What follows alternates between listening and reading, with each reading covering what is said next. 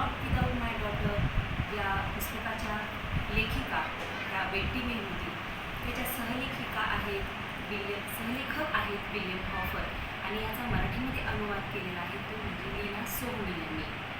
याचे प्रकाशक मेहता पब्लिशिंग पुणे हे असून याची मुखपृष्ठाची मांडणी बाबू उडुपी यांनी केली असून याची मूळ किंमत 250 रुपये अशी आहे.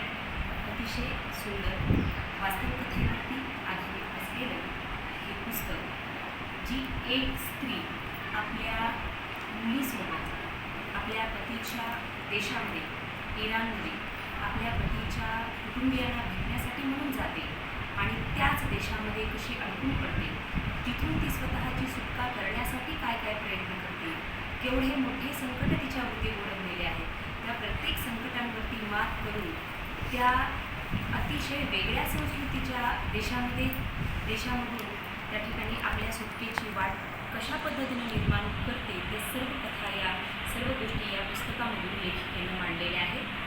तत्पूर्वी या ठिकाणी लेखिकेच्या संदर्भामध्ये थोडी माहिती या ठिकाणी सांगणार आहे. लेखिकेने लिहिलेल्या या पुस्तकासाठी बेस्ट सेलर ठरलेलं हे पुस्तक आणि पुलित्झर पुरस्कारासाठी नामांकन मिळालेली ही कादंबरी आहे. या पुस्तकाच्या लेखिका या अमेरिकन असून लेखिकेच्या जीवनामध्ये घडलेल्या सर्व खऱ्या सत्य घटनांवर आधारित असलेली ही कादंबरी म्हणजे सत्यकथाच आहे. या कादंबरीवर त्याच नावाने एक चित्रपटसुद्धा प्रदर्शित झालेला आहे, नॉट विदाऊट माय डॉटर या नावाचा चित्रपट. वन वर्ल्ड फॉर चिल्ड्रन या संस्थेच्या त्या अध्यक्षा असून त्याचबरोबर आज अध्यक्षा आणि सहसंस्थापिका आहेत. विविध संस्कृतीमधील विविध देशातील संस्कृतींमधील परस्पर सामंजस्य वाढविण्यासाठी ही संस्था मदत करते. त्याचबरोबर आंतरसांस्कृतिक विवाहातून जन्माला आलेल्या मुलांमध्ये सुरक्षिततेची भावना आणि निर्भयता वाढविण्यासाठी ही संस्था मदत करते. तर अशा पद्धतीने या संस्थेच्या त्या अध्यक्ष आणि सहसंस्थापिका आहेत. या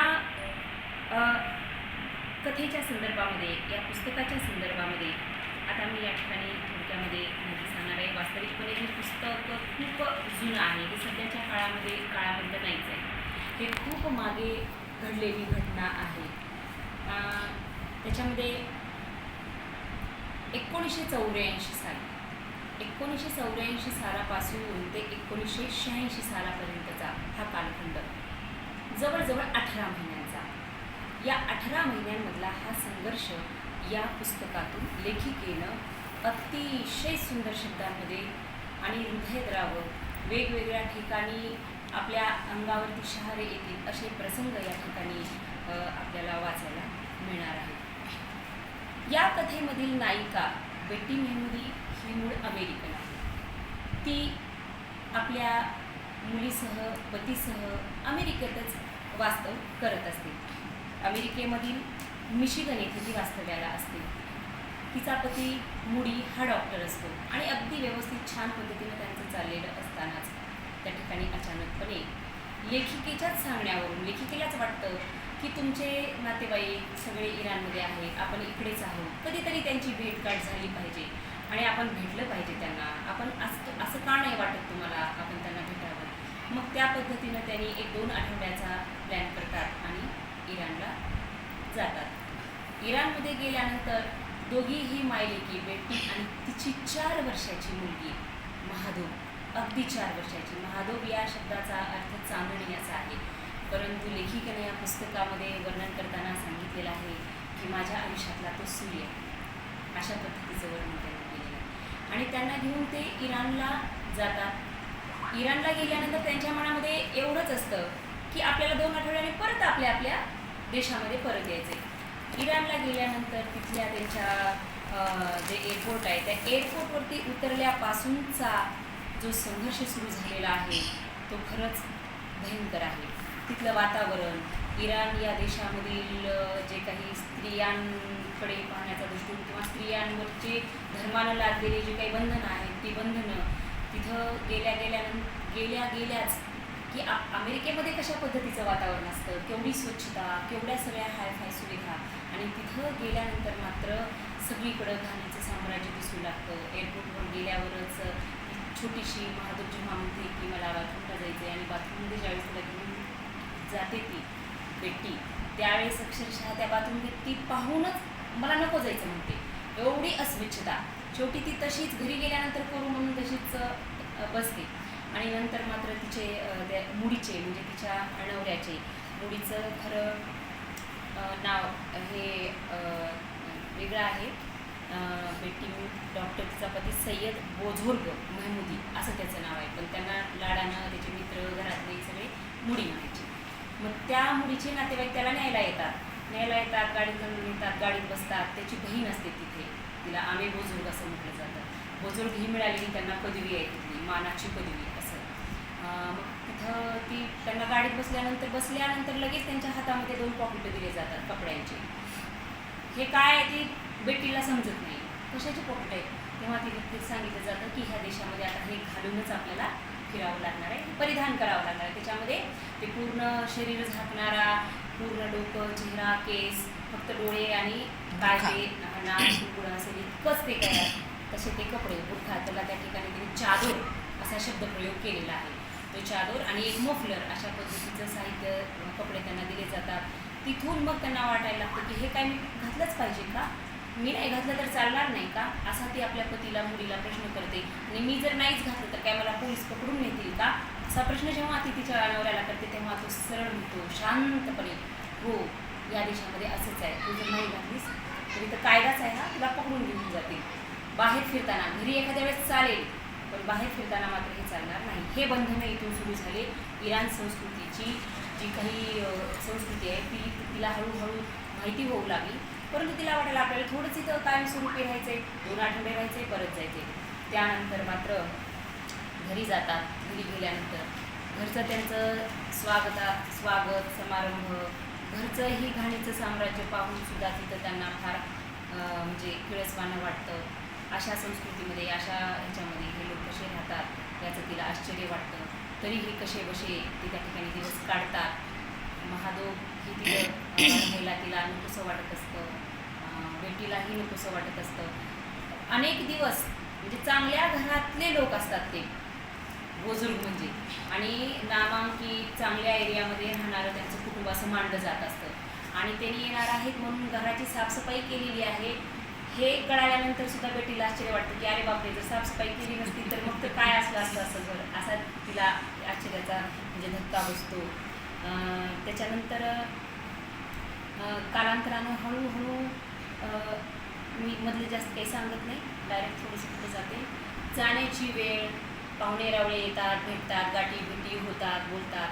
पण त्याच्यानंतर मात्र असं काही होतं की आता आपल्याला जायचं म्हटल्यानंतर आदल्याच दिवशी मुडी हा तिला सांगतो की माझी अमेरिकेतली नोकरी गेलेली आहे आणि आता मी काही तिथं जाऊन काम करू शकत नाही, मला तिथून त्या हॉस्पिटलमधून काढून टाकलेलं आहे. तेव्हा ती तिला समजवते, ती आपल्या नवऱ्याला की नाही आपल्याला मिळेल कुठंतरी, असं एवढं खचून जाऊ नकोस. पण जाण्याच्याही अगोदर दुसरा एक धक्का तिला दिला जातो की आपले जे पासपोर्ट आहेत, उद्या आपल्याला जाता येणार नाही, जे आपले पासपोर्ट आहेत ते पासपोर्ट व्हेरिफिकेशनसाठी आपल्याला 8-10 दिवस लागतात आणि ते अगोदरच दिलं असतं तर आज आपण उद्या गेलो असतो, पण आता तेही जाता येत नाही. आणि अशा पद्धतीनं पासपोर्टचे काही कारणं सांगून हे दिवस पुढे ढकलण्याचं काम चालू होतं.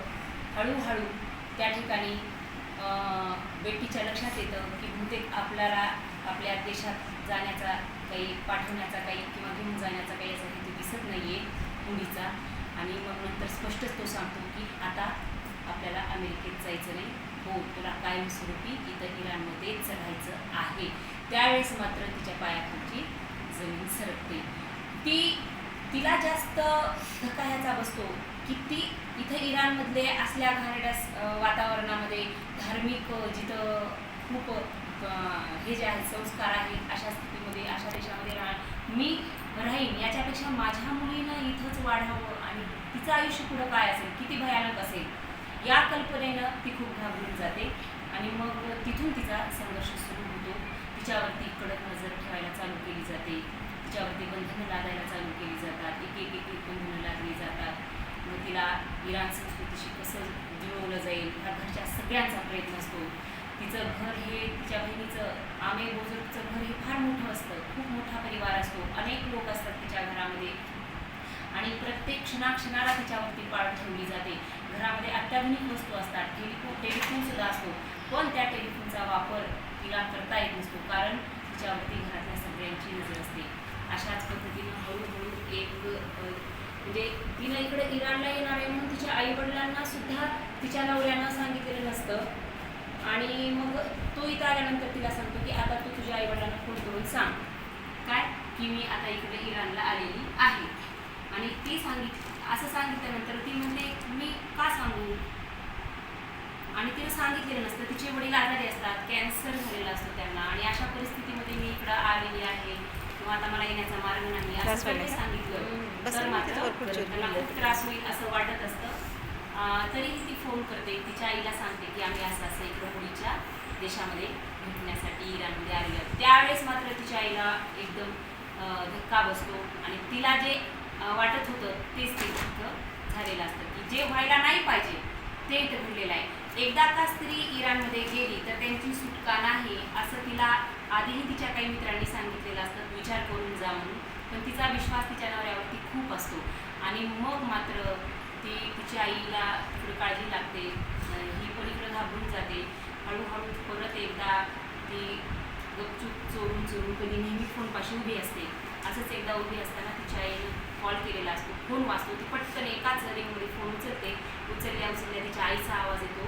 तिला कितीतरी हायचं वाटतं आणि तिची आई काहीच जास्त न बोलता स्विस एम्बेसीचा फोन नंबर आणि तिला ॲड्रेस तिला देते आणि पटकन लवकरात लवकर तू तिथे संपर्क कर आणि काय प्रयत्न कर, मी इकडून प्रयत्न अमेरिकेतून करतच आहे, आम्ही सगळेजण प्रयत्न करत आहोत असं तिला सांगितलं जातं. हा मिळालेला असताना मग ते कसं लिहायचं, कुठं लिहायचं, ती तो नंबर रात्रभर घोकून कंटिन्यू घोकून ती पाठ करून ठेवते मनामध्ये. आणि मग एका दिवशी गपचूप असंच कोणी असताना फोन करते, पण तिथं बारीक आवाजात बोलल्यामुळे त्यांना काही ऐकूच जात नाही, ते फोन कट करून टाकतात. शेवटी अशीच एक संधी साधून ती आपल्या मुलीला घेऊन गपचूप कुणालाही न सांगता टॅक्सी करून एम्बेसीमध्ये जाते. तिथं जाऊन सगळं सांगते. तिथं एक अमेरिकन इराणी असलेलीच एक स्त्री तिला तिथं अधिकारी असते, तिचं नाव असतं हेलन. तिला ती सगळी हकीकत सांगते. त्यावेळेला ती हे अवघड आहे असं सांगते, जाता येईल तुला, पण एकटीला जाण्याचा मार्ग ती सुचवते. पण तिला एकटीला जायचं नसतं, तिला तिच्या मुलीला घेऊनच जायचं असतं. खरं तर हा मुळी हा तिचा दुसरा पती असतो. पहिला पतीपासूनची तिला 2 मुलं असतात, जो आणि जॉन. ते तिच्या इकडं अमेरिकेमध्येच असतात आणि मग त्यावेळेला योगायोगानं अमेरिकेमध्ये मुलीसोबत त्यांची गाठभेट होते. मैत्रीतून प्रेमाचं रूपांतर आणि प्रेमातून त्यांचा विवाह झालेला असतो. विवाह झाल्यानंतर 7 वर्षाच्या कालखंडामध्ये त्यांचं जीवन खूप सुंदर झालेलं असतं. असं तिला कधीही वाटलेलं नसतं अमेरिकेमध्ये असताना की हा काहीतरी इराणी आहे, याची संस्कृती वेगळी आहे, हा मुस्लिम आहे. एवढा तो अमेरिकन संस्कृतीमध्ये आणि तिथल्या सगळ्या वातावरणाशी तो जुळून आणि एकदम छान पद्धतीनं राहत असतो. आणि नंतर हे असं काही झालं, तिच्यावरती विश्वास बसत नाही. मुलीसुद्धा आता इकडं इराणमध्ये आल्यापासून पूर्णपणे धार्मिक झालेला असतो. त्याच्या स्वभावामध्ये कमालीचा बदल झालेला असतो. तो खूप जास्त आता ॲग्रेसिव्ह होऊ लागलेला असतो. तिच्यावर राग व्यक्त करत असतो. घरातल्या लोकांचं ऐकू लागतो, बहिणीचं ऐकू लागतो. कदाचित कुटुंबामध्ये ते वरिष्ठ असल्यामुळे, मोठे असल्यामुळे त्याचा दबाव त्याच्यावरती येत असावा. इथंपर्यंत ती समजून घेत होती की तो तरी काय करणार आहे, घरामध्ये आहे, त्याची नातेवाईक मोठे आहेत, बहीण मोठी आहे, त्याला ऐकावंच लागणार आहे, त्याच्या घरी आहे तो. एवढं समजूतदारपणानं ती राहत असते. एक दिवस तिला जड जात असतो, एक रात्र ती रडून काढत असते. कधी वाटत असतं तिला सगळंच संपलं आहे, पण तिच्या मनामध्ये एकच जिद्द निर्माण झालेली असते की मी इथं राहणार नाही. तिला जेव्हा लक्षात येतं की मुलीनं मला फसवून इथं आणलेलं आहे, तेव्हा त्याने माझी फसगत केलेली आहे, तर मी इथं राहणार नाही, माझ्या मुलीसोबत मी जाणार, मी एकटी जाणार नाही. बऱ्याच वेळेला तिला मध्ये ऑफर आलेले असतात की तुला जायचं तर तू एकटी जा, पण ती एकटी जात नाही असं स्पष्ट ती नकार देते आणि मुलीसोबतच जाण्याचा ती प्रयत्न करते. एम्बेसीमध्ये गेल्यानंतर सुद्धा ती हेलन आणि तिथले अधिकारी तिला सांगतात तुझ्या मुलीचा विचार करू नकोस, तिला आणि तिच्या मुलीला राहू दे इथेच, तू जा, तुझी व्यवस्था पटकन होऊ शकते, तू सूट इथून. त्यावेळेला ती म्हणते मी हा विचार सुद्धा करू शकत नाही, मी माझ्या मुलीला सोडून कधीच जाऊ शकत नाही, त्याच्यापेक्षा आयुष्यभर मी इथंच राहीन माझ्या मुलीसोबत, पण मी तिला सोडून अमेरिकेला कधीच जाणार नाही. यामधल्या काही कालखंडामध्ये खूप काही गोष्टी अजून घडलेल्या असतात. त्याच्यामध्ये युद्धजन्य परिस्थिती निर्माण झालेली असते. मध्येच महादौला शाळेत घालण्याचा विचार सुरू होतो. या शाळेमध्ये, या देशातल्या शाळेमध्ये शक्यच नाही, मी तर जाणार आहे. पण आता तो म्हणतोय ना मुली म्हणून काय, फक्त शांत बसायचं. पण पुढे चालून तिला शाळेत घालण्याचा सुद्धा एक योग येतो. शाळेत घालावंच लागतं. तिथल्या शाळांची परिस्थिती पाहून तिचं मन हे लावतं, तिथली अस्वच्छता पाहून. आणि असल्या शाळेमध्ये माझ्या मुलीला शिकायला पाठवायचं, ह्या सगळ्या गोष्टींमध्ये अस्वस्थ असते अनेक. पण तिला एका गोष्टीचं समाधान नेहमी वाटत असतं की कुठल्या तरी निमित्तानं मला घराच्या बाहेर पडायला मिळत आहे.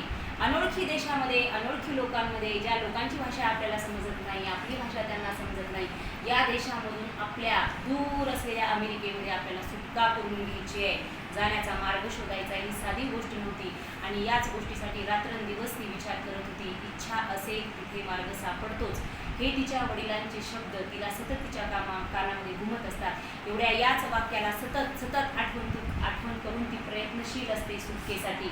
आणि मग कुठेही बाहेर पडली की आपल्याला बाहेर जाण्याचा मार्ग काय, तिला ज्या व्यक्तीबद्दल विश्वास वाटेल त्या व्यक्तीला ती गोष्ट सांगायची. ज्याच्याबद्दल विश्वास वाटत नाही तिला ती काहीच बोलायची नाही. आणि अशा पद्धतीनं काही विश्वासातले माणसं तिनं हळूहळू निर्माण केले. त्याच्यामधला एक दुकानदार देवदूतासारखा तिला भेटला, त्याचं नाव हमीद होतं. तो हमीद तिला फोन करण्यासाठी वगैरे मदत करू द्यायचा. ती तिथून बिनधास्तपणे एम्बॅसीमध्ये आईवडिलांकडे फोन करायची, संपर्क साधायची, काय चालू आहे, माझ्या जाण्याचा मार्ग कसा आहे वगैरे. आणि मग त्या ठिकाणी हमीद आणि त्यानंतर तिच्या काही बाहेर पडल्यानंतर तिच्या काही मैत्रिणी होतात ज्या मूळ अमेरिकन असतात, पण असंच नवऱ्याने फसून त्यांना इराणमध्ये आणलेलं असतं. ते कायम इराणी झालेले असतात. इराणमध्ये त्यांनी आपलं वास्तव्य स्वीकारलेलं असतं, कारण ते म्हणतात आता लेकरं वाढ झालेले आहेत, आता पुढे जाण्याचा मार्गच नाही, त्यामुळे आता आम्ही स्वीकारलेला आहे.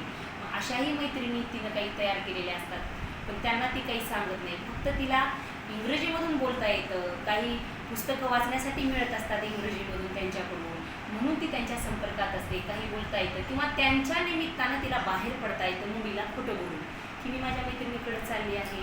तिला माहीत असतं की ही त्याची मैत्रीण आहे. अशा काही गोष्टींमुळे तिला बाहेर पडता येत असतं. म्हणून त्या काही मैत्रिणी आहेत, काही चांगले लोक होते जे तिने तयार केली होती विश्वासातले. आणि याच्यातून माहिती काढून शेवटी एक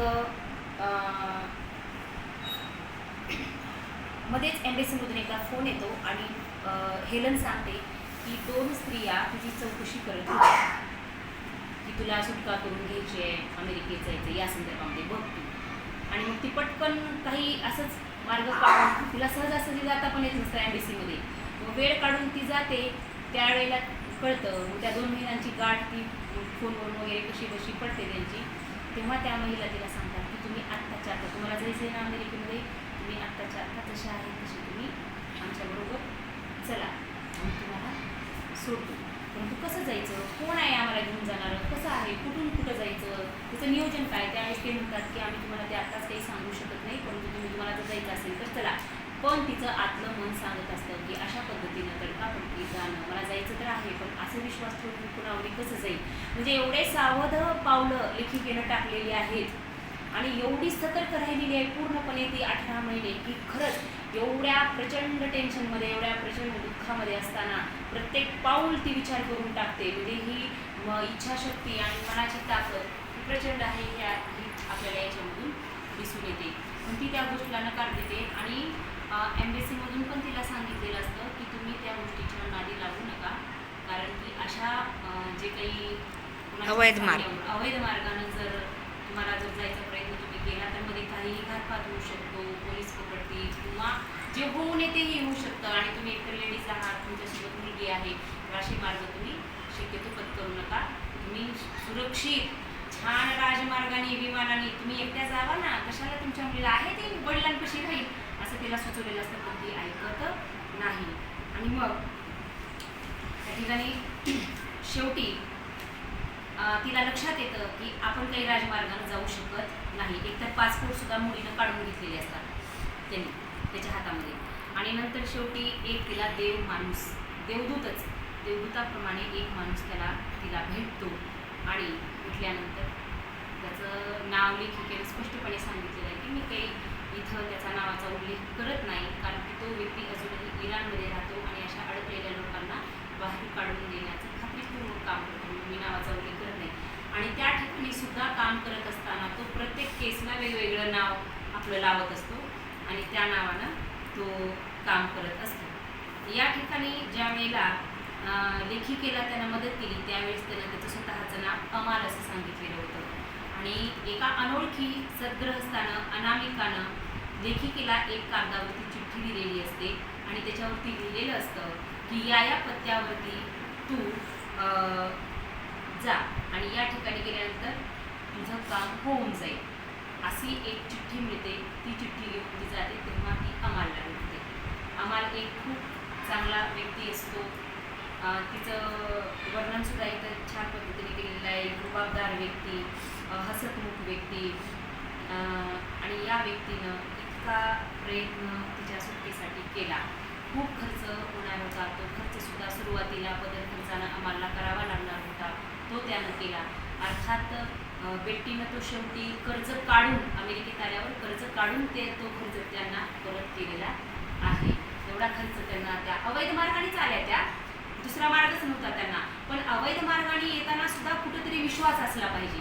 विश्वासानं खात्रीचे माणसं असतील तर त्या ठिकाणी त्या मार्गाने यायला जमतं. आणि आता या अमालला भेटल्यानंतर मात्र तिला वाटत असते की कुठेतरी याच्यावरती विश्वास ठेवायला हरकत नाही. हा विश्वासाचा आहे. तो कारण स्पष्ट सांगतो की जायचं तर आहे, तुम्हाला मार्ग मी तयार करून देतो, मार्ग सांगतो, पण वेळ लागेल. अर्थातच जिथं वेळ लागत असतो तिथं खात्रीनं काम होत असतं. आत्ताच्या आत्ता चला म्हणल्यानंतर तिथं काहीतरी घातपात असू शकतो हे तिच्याही लक्षात आलेलं होतं. आणि म्हणून ती विश्वास ठेवते. तो जसं सांगेल, अमाल जसं सांगेल त्या पद्धतीनं ती करू लागते. आणि हे सगळे प्रयत्न चालू असतानाच ती रोज सकाळी उठून एक फोन अमालला आणि एक फोन एम्बसीमध्ये म्हणजे दूतावासामध्ये हेलनला ती करत असते की माझ्या सुटकेचं कुठंपर्यंत आलेलं आहे काम. एवढं ती प्रगती आपलं काम करत असते. आणि इकडे मुलीला त्याची काहीही कल्पना नसते. तो त्यानेही आता त्याची डॉक्टरकी चालू केलेली असते. त्या कामामध्ये तो व्यस्त असतो. आणि बेट्टीनं असं एक वलय आपलं तयार केलेलं असतं की आता ही इराणी बनून राहिलेली आहे, माझी आता पत्नी म्हणून ही आता कायम राहणार आहे, असा विश्वास तिनं जाणीवपूर्वक नाट्यमयरित्या तिनं तिथं तयार केलेला असतो. आणि त्याला आता खात्री वाटते की आता ही काही पुढे जात नाही, चांगली रुळली आहे आता इराणमध्ये. अशा पद्धतीचं वातावरण ती निर्माण करते. पण हिचे प्रयत्न प्रचंड प्रमाणामध्ये वेगाने चालू असतात. हे चालू असतानाच अचानकपणे फोन येतो की वडिलांची तब्येत खूप खराब झालेली आहे आणि तू यावंच भेटायला, कारण त्यांचा काही आता वाचण्याची शक्यता नाही आहे. त्यावेळेस मात्र मग आता हिला वाटतं कसं जाणार आपण, काही नाही. आणि आश्चर्याची गोष्ट होते की मुडी तिला म्हणतो की तू जा, मी तुला पाठवतो. त्यावेळेस तिला इतकं आश्चर्य वाटतं की खरंच तिला वाटतं मी 2 दिवस जाईन आणि पण त्याचा प्लॅन काहीतरी फार वेगळा असतो. मुलीला इथंच ठेवून घ्यायचं असतं.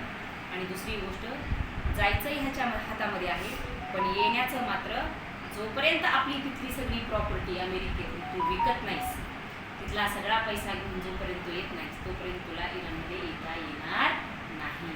इतके दिवस मुलीला सोडून तिकडं राहायचं, तोपर्यंत काय होईल काय नाही या सगळ्या गोष्टीनं ती विचारात पडते. आता मात्र आणि त्यानं तिचे तिकीटंसुद्धा काढलेले असतात की तुला जायचं आहे आता अमेरिकेला वडिलांकडे, तू जा. 2 दिवसासाठी जायचं असेल तर ती तयार होती. पण हे जे पुढं तो सांगतो की प्रॉपर्टी विकून मगच वापस यायचं, त्यावेळेस मात्र ती तयार होत नाही. तेव्हा मात्र तिला आता आपण इथं थांबण्यामध्ये काही अर्थ नाही. दुसरा दिवस येणार, दुसऱ्या दिवशीच तर विमानाचं तिकीट असतं. त्यावेळेला आता काय करावं, थांबले तर विमानानं जावंच लागेल, नाहीतर दुसरा पर्याय नाही असा तिला वाटतं. ती अमालबरोबर संपर्कात असते आणि त्याच्या संपर्कामध्ये राहून मात्र नंतर ती घरातून निघते.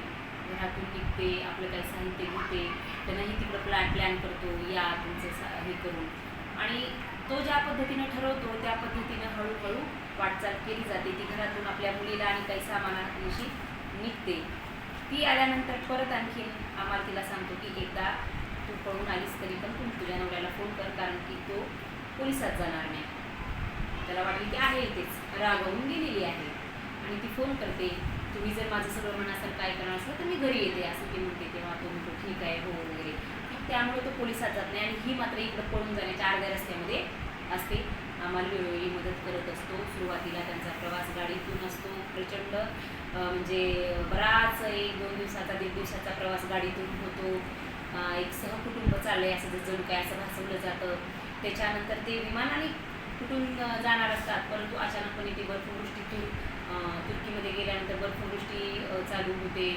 तेव्हा त्यांना तिला घोड्यावर बसून प्रवास करावा लागतो. एक वेळ अशी येते की अक्षरशः तिला वाटतं की आता मी जिवंतच राहू शकणार नाही, माझा जीव जाईल, एवढी तिची अवस्थामध्ये ही झालेली असते, खराब झालेली असते.